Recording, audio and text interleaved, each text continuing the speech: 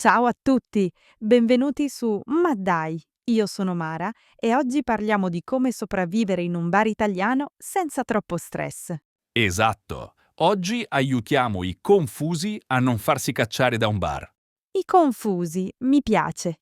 Sì, perché se siete qui, forse siete un po' confusi dalla lingua e dalla nostra cultura. Oggi parliamo ancora di caffè, perché per gli italiani è molto importante. È sempre lo stesso argomento? Sì, è uno stereotipo. Certo che sì. Sapete perché ne parliamo ancora? Perché continuate a fare errori. È un problema nazionale, anzi internazionale. Dario, non essere cattivo. Per gli stranieri è normale sbagliare in un ambiente diverso dal loro. Però è vero, in Italia il caffè non è solo una bevanda, è quasi una religione. È un rituale con regole precise. Se ordinate un caffè nel modo sbagliato, il barista vi guarda male. Non vi odia però, è solo triste per voi. Allora iniziamo dalle basi. Non è come nei film, non si deve gridare un caffè al bancone. Ma c'è un'eccezione.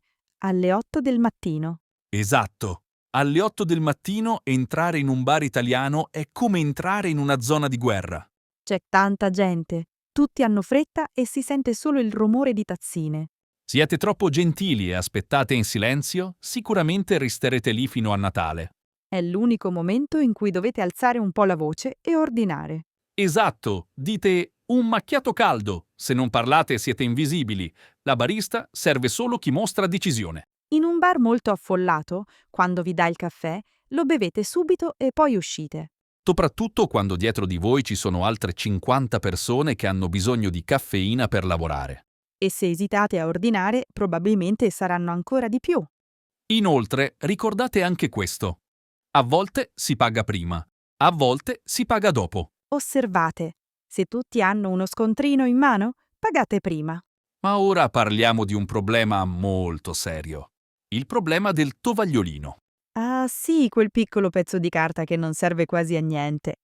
O meno, serve per pulire bene la bocca. Ma figurati, in Italia quel tovagliolo sembra di plastica. Se avete la bocca sporca di crema e lo usate, la crema andrà ovunque, è un disastro. È vero, non pulisce bene. Allora perché esiste? Serve solo per una cosa, prendere il cornetto caldo senza bruciarsi le dita. È per le mani, non per il viso. Quindi ricordate di portare con voi un fazzoletto. È per la vostra sopravvivenza. Ma la cosa più bella è quando siete con un amico italiano alla cassa. È quando inizia la battaglia. Chi paga il caffè? A noi italiani piace offrire.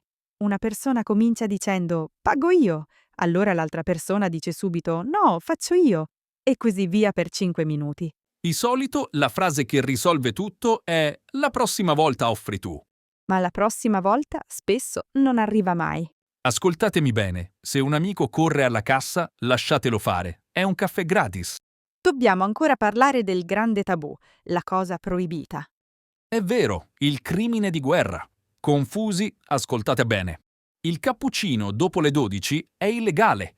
Se lo ordinate dopo pranzo, vi guarderanno tutti molto molto male. Non è vero, ma quasi. Ed è ancora peggio se lo ordinate a pranzo. Dopo pranzo non è proprio vietato, ma quasi. È importante sapere questo. Il cappuccino ha molto latte e il latte dopo la pasta è pesante. È davvero pesante. Mara, se bevi un cappuccino dopo una peperonata, hai una patata anche nello stomaco, non solo in bocca, purtroppo. Aspetta, hai detto una cosa interessante. Cosa? La peperonata? Oh no! Hai usato il modo di dire del primo episodio. È il momento dell'angolo del boost linguistico. Giusto? Avere una patata in bocca significa parlare male. Ma oggi impariamo un'altra espressione?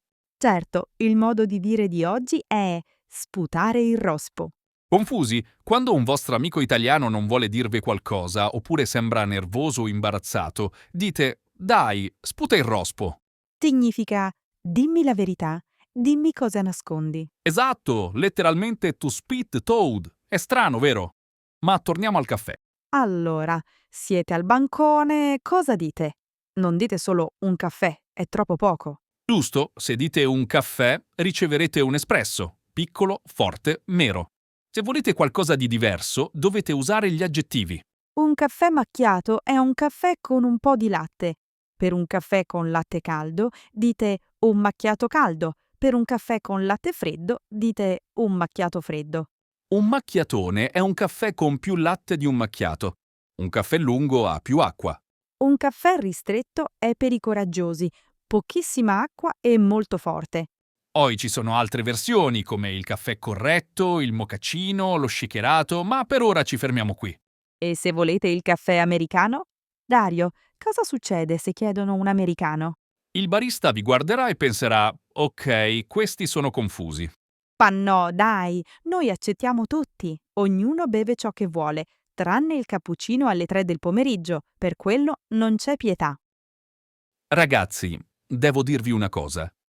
Devo sputarlo io il rospo adesso. Oddio, cosa succede? Beh, per un po' di tempo ho vissuto all'estero e quando tornavo in Italia per le vacanze, ero troppo felice. Mi mancavano le cose buone dell'Italia e ordinavo il cappuccino anche dopo pranzo. Lo sapevo. Quindi il grande Dario, il re del bar, quello che prende in giro i poveri confusi, beveva il latte alle 3 del pomeriggio? Eh sì, un cappuccino al giorno, o anche più di uno, non potevo perdere l'occasione. Quindi, morale della favola, chi se ne frega, alla fine fate quello che volete.